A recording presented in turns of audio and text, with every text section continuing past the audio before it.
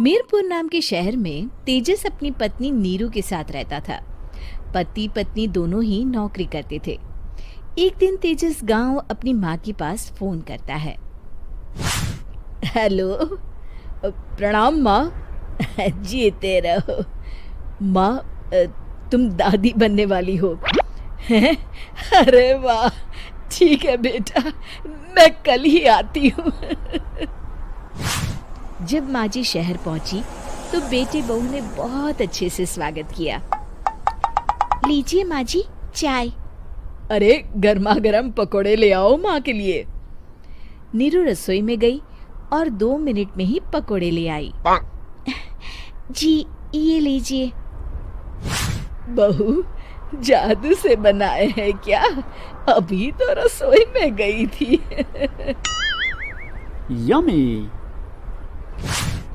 माँ जी, शीला रसोई में पकोड़े तल रही है, मैं बस लेकर आई। हे भगवान, मेरा धर्म भ्रष्ट कर दिया तूने। अब तो गंगा जल से शुद्धिकरण करना होगा। दूसरे दिन, माँ जी मैंने नाश्ता बना दिया है, ऑफिस जा रही हूँ। पर अभी तो घर का सारा काम पड़ा है।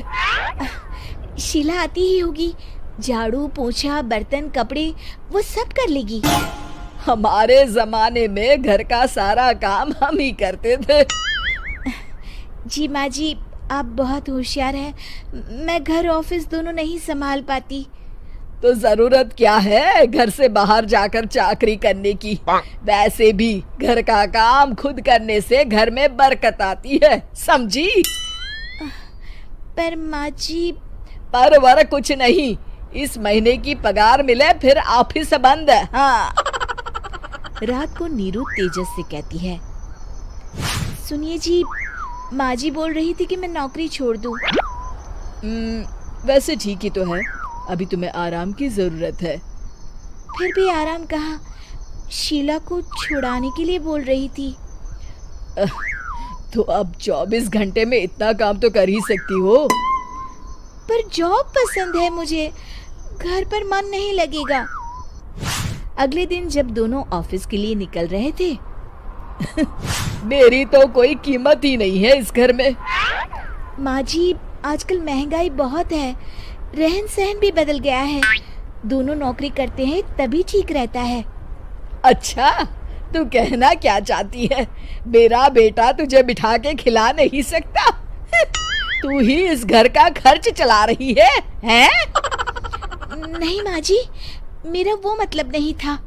मतलब खूब समझती हूँ, ये बाल धूप में सफेद नहीं किए मैंने। हाँ।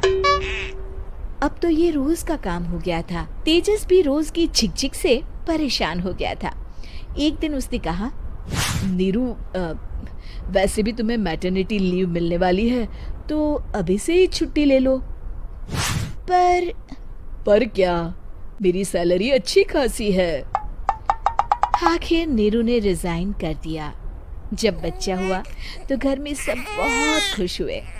कुछ दिनों बाद तेजस फाइल देख रहा था। क्या हुआ तेजस, कुछ परेशान लग रहे हो? हाँ, वो हमारी जितनी सेविंग्स थी वो तो हॉस्पिटल में और छठी के फंक्शन में खत्म हो गई है नीरू।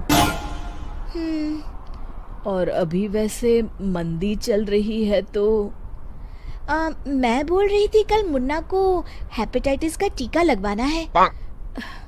नीरू, क्या पोस्टपोन नहीं कर सकते? नहीं जी, बिल्कुल नहीं। अब तेजस को समझ में आ रहा था कि उससे गलती हुई है। पैसों की कमी का असर घर के माहौल पर भी पड़ रहा था। अगले दिन, बेटा मेरा चश्मा और ये दवाइयाँ ले आना, पर्चा देते हुए माँ जी ने कहा। जी। तेजस, मुन्ना के लिए दूध का डिब्बा और डायपर भी ले आना, और ये किराने के सामान की लिस्ट है, इसे भी लाना है। तेजस गुस्से में लिस्ट मरोड़कर फेंकता है और चिल्लाता है, पैसे क्या पेड़ पर उगते हैं? ये ले आना, वो ले आना। अरे पर ये जरूरत का सामान ही है। वो गुस्से में बिना कुछ कहे ऑफिस चला गया। अरे लंच तो ले जाइए।